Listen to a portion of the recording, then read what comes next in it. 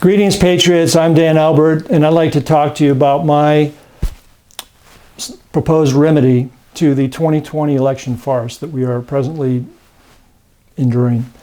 So we have massive election fraud that has been alleged, and evidence is mounting that shows that did happen, particularly around the Dominion voting systems, hardware, software, the Smartmatic software, the counting of votes electronically, by people in other countries. There's just a growing body of evidence that is just really unacceptable. It's scary. It undermines our republic. We need to avoid becoming a banana republic. If the election goes to Joe Biden under these circumstances, we will not have government by the consent of the governed. And if he is sworn in January 20th, then there are millions of us that would just not accept that. We might accept the reality, but we will just not accept that it is a legitimate result. Likewise, the left is claiming that President Trump is trying to steal the election and commit voter fraud, commit a coup, to execute on a coup. Well, on the right, we think that there's been a coup going on since before Trump was elected in 2016. And this is just a continuation of that coup. So we have a very divided nation. Both sides are believing their perspective. And I think there are a lot of persuadable Democrats that would see the fraud, see the evidence, and say, no, we're not going to let this happen. We need to fix this problem. So if we the people could prevail upon, I don't know if there's a constitutional path for us to reconduct the entire election so that we know who won each congressional district, each Senate race, and the presidency. John James in Michigan, I believe, would be the senator-elect in that state. Purdue in Georgia probably won more than 50% of the vote, and there would not be a need for a runoff. We can ascertain these things, but we have to have a new election, federal election for just federal offices, where there's no early voting, there's no mail-in ballots, there's just day of voting. Absentee voting would be limited to in a fashion that I have outlined in a prior video, but very, very rare and limited, and specifically conducted and actually conducted on election day, where the absentee voter actually shows up at a precinct somewhere else where they are, at the White House, on a Navy sub, on a Navy carrier, at an Army base, at a Marine Corps base, overseas at an embassy. Those kind of limited absentee ballots could be cast, but cast in person on election day and sealed and sent to a central location in the U.S. that then gets distributed to the states. So that's very, very simple to accommodate those that, by their service to our country, cannot show up on election day. So apart from that, everybody shows up at their polling place.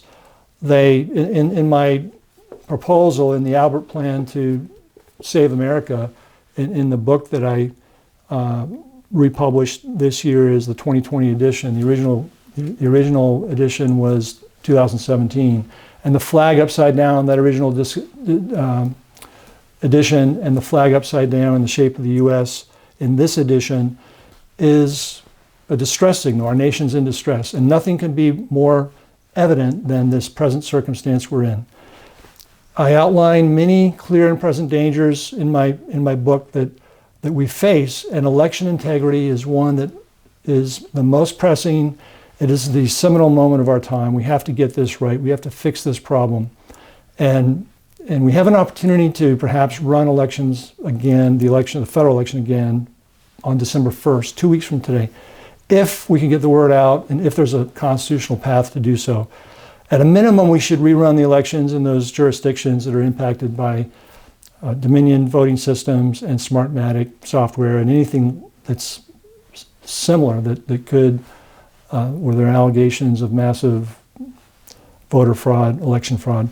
So we can do it. People can show up at their precinct. They can identify themselves. In my plan, I call for adding our thumbprint to the back of the ballot, but we don't have time to implement that. At this point, that would be unconstitutional. So we show up, we cast our ballot, we go into, we have a secret ballot, we take our 3 pieces of paper if we have a senator that we're electing in 4 pieces if you're in Georgia. And we have those ballots, white for a congressional seat, blue for the presidency, red for a Senate race, and that makes it easy to separate the ballots. Right after polls close, we just clear out the voting tables that are designed for preserving some secrecy in casting your ballot. We can clear those tables, those little booths out, and then we could put counting tables out and under the watchful eye of poll watchers and some volunteers from the public, and under perhaps live streaming, we could actually see the sorting and counting of the ballots, and results can be reported that night, that very evening. We don't have that many votes to count. There's only about 1,500 on average voters that show up at each precinct, and with 3 decisions made, that's 4,500 ballots. Sort them, count them, binder clip hundreds, groups of 100, just like Brexit.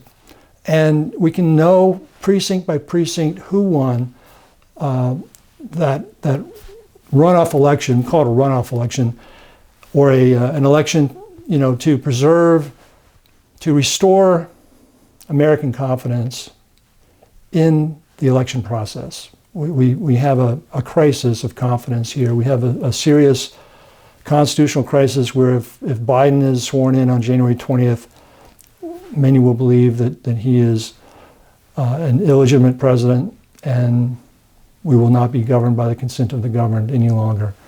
So our republic is at stake, and we the people can influence our legislators. We can clamor for this. There's a clamoring, the silent majority has to become the clamoring majority, and this is the first instance where we need to do that. And in states like Michigan and Pennsylvania, Wisconsin, Georgia, Nevada, Arizona, people need to clamor for correcting the fraud that has been perpetrated on us. And in states like Virginia, Maine, New Hampshire, and Minnesota are very likely affected by this fraud. The fraud is pervasive, folks. So the information is coming out. People need to go to jail. There needs to be criminal action taken against these criminals, and people need to spend time in jail over this. And we have to restore our election integrity. And there's a permanent way to do that, which I've prescribed. And I've made 16 out of the first 18 videos I made on the Albert Plan YouTube channel were related to the Albert Plan to restore election integrity.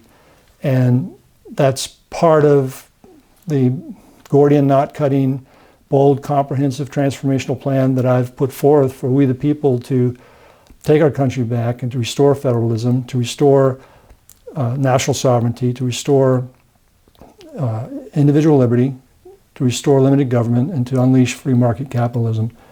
So we the people, the clamoring majority, can get this done, and we can gather up all of the disaffected people that are ready to flee, that need to flee the Democrat Party. So we cannot let this fraud stand.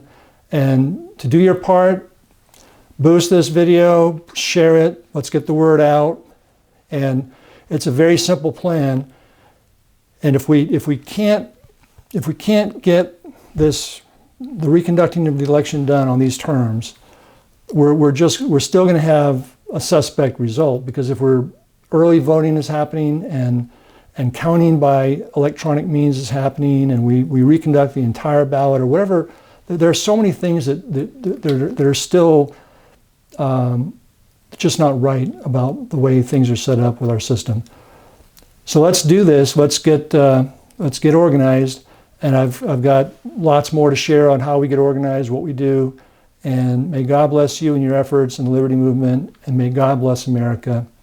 Thank you very much.